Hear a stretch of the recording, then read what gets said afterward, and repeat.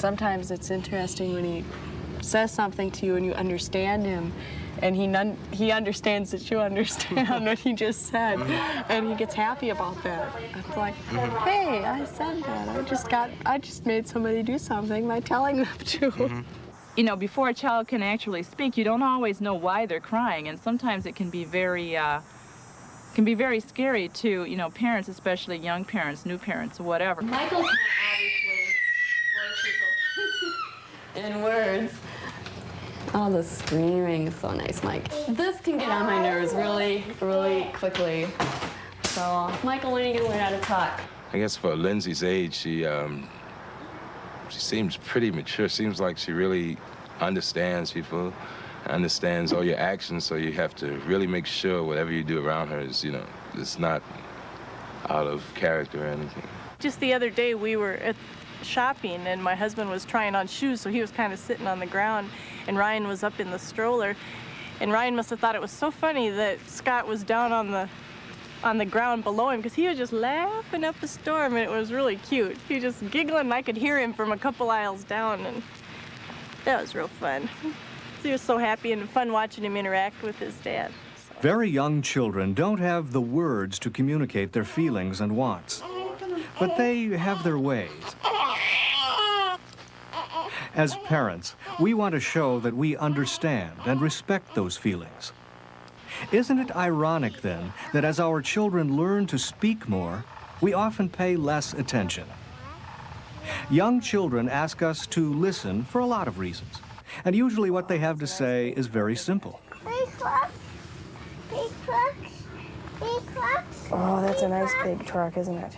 It's when children try to communicate what they feel about things that they need us to listen with our ears and our hearts. It's not my birthday. Not your birthday? No, I know. I don't like it. It's just her. You don't like it when it's not your birthday? I know, it's rough. They want their feelings understood, accepted, and appreciated, just like we do.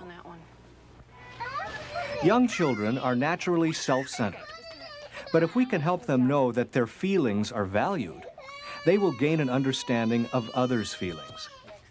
Of course, it's also important that we know how to communicate our own feelings about things, especially when those feelings have to do with our children and their behavior. There are two skills that we, as parents, can learn to help us communicate with our children: reflective listening and I messages. Reflective listening encourages our children to be aware of their own feelings and lets them know that we understand. I messages help us communicate our feelings about things like our children's behavior without blame, insult, or judgment. These skills can be used with infants, too. In fact, using these skills with a very small child can be a wonderful way to begin to learn them. Listen to how this mother uses reflective listening with her infant. You must be very hungry. I bet that tastes good. Reflective listening acknowledges the other person's feelings. It reflects their feelings back to them, like a mirror. You want both, yeah. You like to hold on to things when you get your diaper changed, don't you? Yeah. Reflective listening encourages children to be aware of their own feelings. Yeah, we're almost done. I want soccer. I want this. Well, Ryan, The sport I'm playing this what's the summer. price on it? Young children, who are naturally self-centered, want new things. And they ask. Over and over they ask. Reflective listening is a tool to help you build mutual respect while you deal with this kind of common situation. How would you use it here?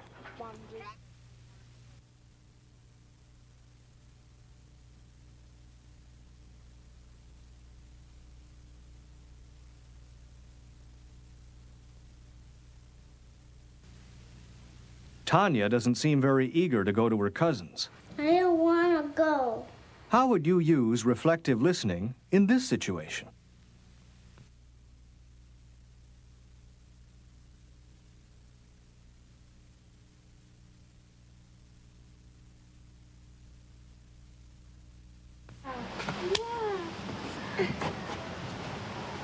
Here's another situation. How would you use reflective listening here?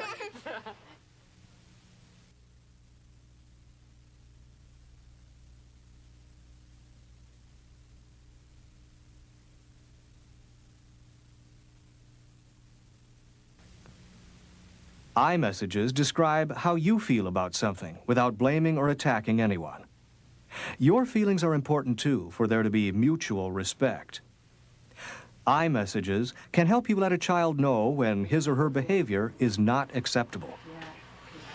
How would you use an I message in this situation?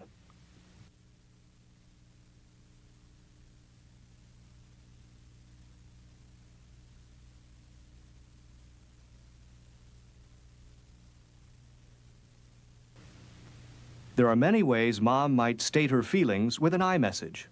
For example, Mickey, when you color on the wall like that, I get very discouraged. It's a big mess for Mom to clean up. you can use I messages even with very young children. Oh, Leah, when you don't eat, I get worried that you won't grow. Does a baby really understand the words? Probably not, yet. But you will grow more proficient at using I messages, and your child will surely understand your attitude and begin learning the important words for describing feelings.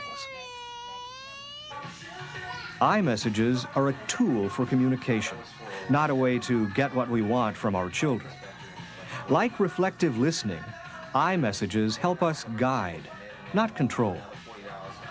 What kind of an I message could you use in this case?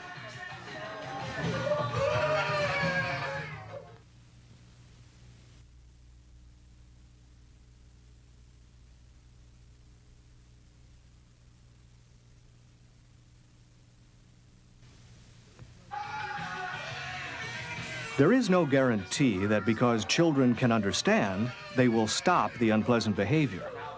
When I messages sometimes have no immediate visible effect, what value is there in using this skill?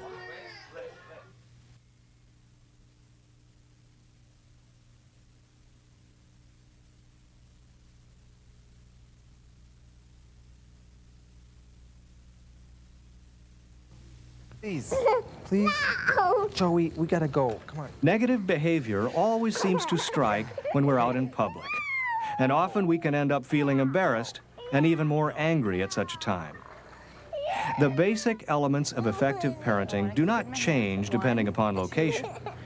But children quickly become overstimulated or bored, and we can find our threshold of tolerance shrinking. Because of this, a shopping trip can be a real test and a true learning experience for both parent and child. Apples? How many should we get? 2. 2? How about 4? Yeah. 5. 5? Okay, we'll get 5. An excursion into the world is a place where our new communication skills can be particularly helpful. What would you do to deal with a situation where your child doesn't come when you call? Jordan, please come back here. Please. Excuse me. How could you acknowledge and respect your child's feelings and still communicate your feelings in this situation?